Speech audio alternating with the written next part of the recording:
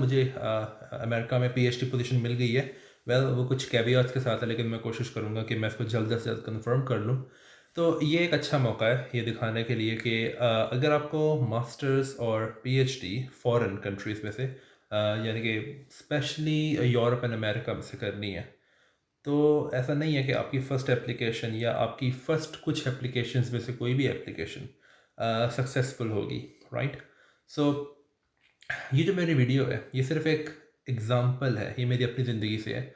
ये दिखाने के लिए कि how many applications you have to do before before आपकी कोई भी एप्लीकेशन जो है वो सक्सेसफुल हो। नॉट इन द टर्म्स कि आप सिर्फ वहाँ पे सक्सेसफुल होने का मतलब ये नहीं है कि कि आप एक्सेप्ट हो जाओ। उसका मतलब ये है कि आप परस्यू भी कर सको डिग्री वहाँ पे। सो let's start from my masters applications. तो मैंने जो मास्टर्स के लिए अप्लाई करना शुरू किया था वो 2018 में शुरू किया था, राइट? तो 2018 से अब तक तो खैर नहीं, लेकिन 2019 तक मैंने जितनी एप्लीकेशंस की उनकी एक लिस्ट है, यहाँ पे वो देखते हैं। सो ये है उनकी एक लिस्ट, राइट? सो इस लिस्ट में मैंने इंस्टीट्यूट या यूनिवर्सिटी और उनकी डेडलाइंस जो मेरी बारी थी वो मैंने लिखी हैं, और फिर उसमें क्या क्या चाहिए होता है और स्टेटस क्या था। यू कैन सी कि मैंने कैम्ब्रिज में 2 दफ़ा अप्लाई किया, राइट? तो मैंने 2018 में अप्लाई किया, कैम्ब्रिज 2019 में अप्लाई किया। उनकी डिटेल्स मैं अभी दिखाऊंगा कि वहाँ से रिस्पॉन्स क्या आया था। सो कैम्ब्रिज में सबसे बड़ा मसला, और एक्चुअली यूके की तमाम यूनिवर्सिटीज़ में सबसे बड़ा मसला फंडिंग का है। You do not have funding. So you can C Cambridge में 2 दफ़ा अप्लाई किया, दोनों बार एक्सेप्ट नहीं हुए। ऑक्सफोर्ड में 2019 में अप्लाई किया, 2018 में एक्चुअली जब मैंने अप्लाई करने का सोचा तो डेट निकल चुकी थी। यू कैन सी ये इसकी डेट बहुत जल्दी है, इसकी डेट जो है वो जनवरी में होती है, राइट?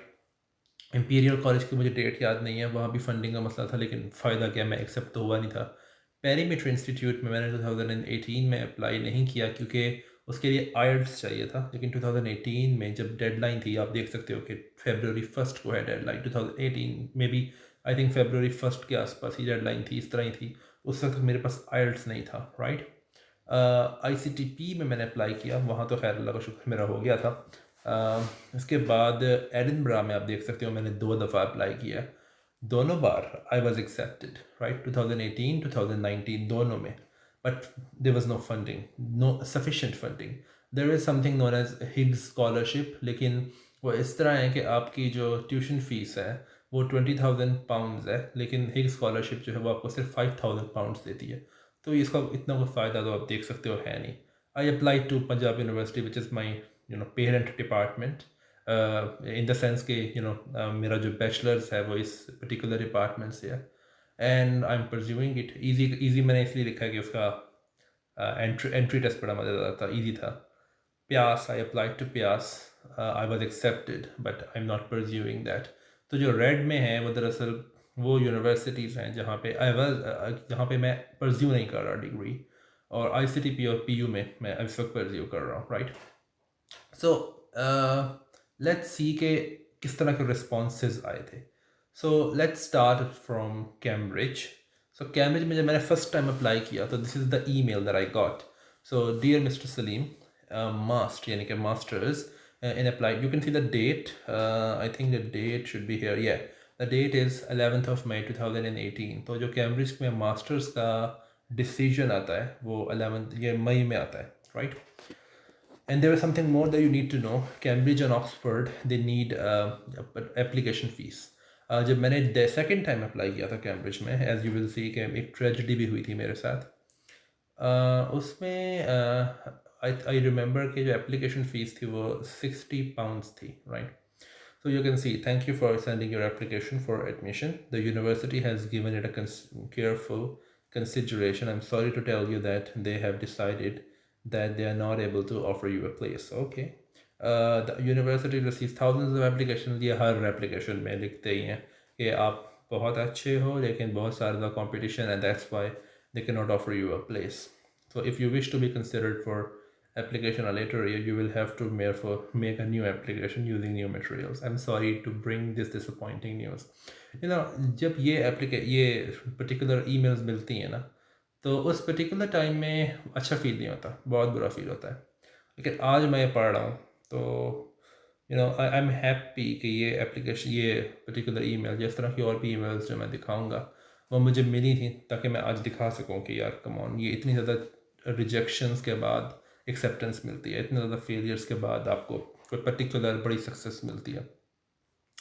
अब आपके देखें कैम्ब्रिज में जब मैंने सेकंड टाइम अप्लाई किया, तो सेकंड टाइम मेरे साथ ट्रेजेडी ये हुई थी कि एक रेफरेंस मैं बार बार प्रोफेसर को कह के अपलोड नहीं करवा सका था, और that's why my application was considered as incomplete. So you can see your application for master in applied mathematics and university of Cambridge for admission on October 2019 has been withdrawn, right? So we have withdrawn this application without the because of the supporting documentation required to complete the application has not been reviewed by the received by the application deadline. Or actually it means कि एक particular वो है reference letter. मुझे इसका बहुत दुख इसलिए हुआ था उस वक्त क्योंकि मैंने इसके लिए £60 पे किए थे. So I paid the application fees. उस टाइम पे वो ऑलमोस्ट 13,000 रुपीज़ थी. वेल 13 तो वैसे भी मेरे लिए थोड़ा बुरा नंबर है, खैर छोड़ो. लेकिन आज ये फेलियर्स आपको सिखाते हैं. आज इतना बुरा फील नहीं हो रहा, उस पर्टिकुलर टाइम पे बड़ा बुरा फील होता है. So if I go to Oxford, तो ऑक्सफोर्ड आपको ये PDF फाइल है. So let's open it.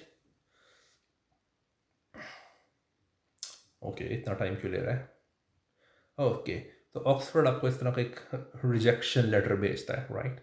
So I'm writing in connection with your application for admission to the MSc in Mathematical and Theoretical Physics. The application and supporting materials have been carefully considered by the Mathematical Institute, but I'm sorry to have tell you that your application is not successful, right? उसके बाद आगे वो वही बातें करते हैं जो मैंने पहले कहा कि टिपिकल चीज़ ये कहनी पड़ती है फॉर बीइंग फॉर्मल.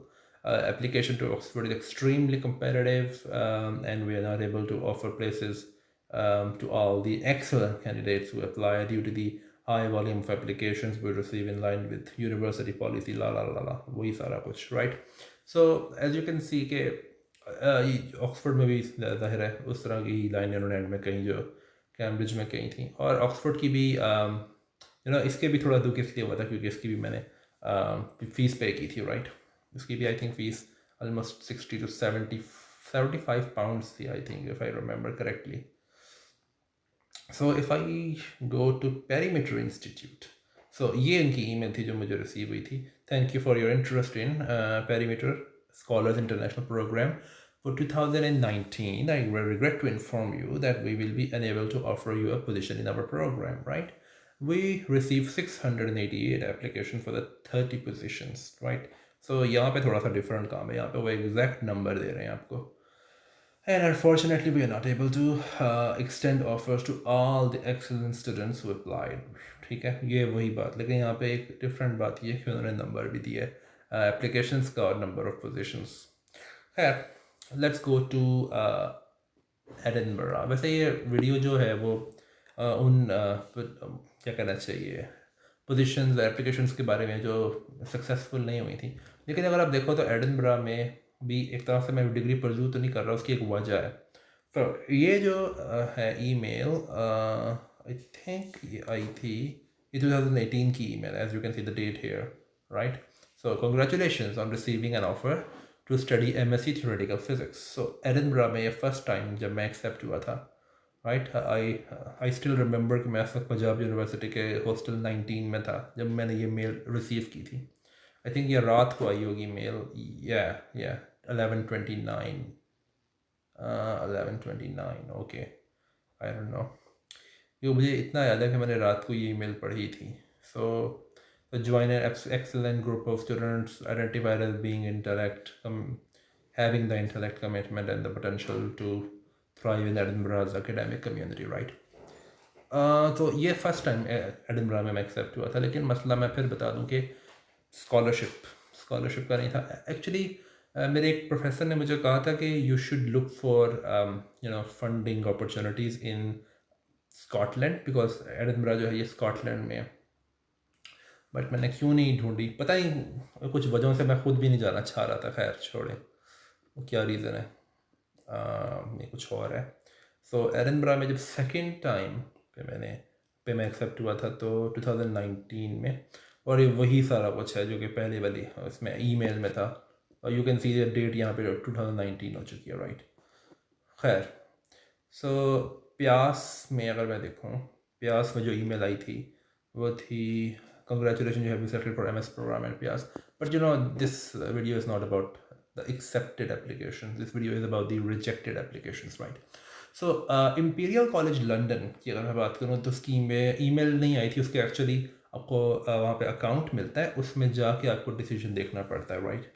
तो वो मेरे पास इस वक्त नहीं है, वरना मैं भी वो भी ज़रूर दिखाता है। अब अगर मैं पीएचडी पोजीशंस की बात करूँ तो पीएचडी पोजीशंस के लिए मैंने अप्लाई करना शुरू किया था 2019 के दिसंबर में, और अगर उसकी यहाँ पे मेरे पास अभी लिस्ट में दिखाऊँ, सो 2019 में मैंने सबसे पहले अप्लाई करने की कोशिश की थी स्टैनफोर्ड यूनिवर्सिटी में।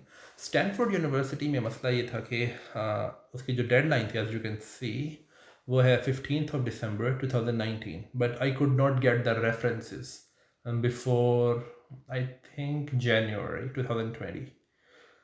सो मुझे उसका बड़ा दुख हुआ था। हाँ, इसकी जो फ़ीस थी वो आई थिंक $100 थी, एप्लीकेशन फ़ीस स्टैनफोर्ड की उस वक्त, प्रॉबली हाँ 100 के आसपास थी, राइट। आई थिंक यस 100 के आसपास थी, ठीक है। सो स्टेटस क्या है, कुड अप्लाई, मैंने पूरी एप्लीकेशन मुकम्मल कर ली थी, लेकिन I couldn't get the references. So Albany में आई अप्लाइड एंड अल्हम्दुलिल्लाह आई एम एक्सेप्टेड। एम्स्टर्डम में मैंने एक दफ़ा अप्लाई किया, राइट, यूनिवर्सिटी ऑफ एम्स्टर्डम में, उस इसलिए क्योंकि वहाँ पे यूरोप का सबसे बड़ा स्ट्रिंग थियोरिकल ग्रुप काम करता है। सो couldn't make it, right, because I was not accepted। सीसा में और ICDP का सीसा के साथ एक जॉइंट प्रोग्राम है, राइट, PhD का।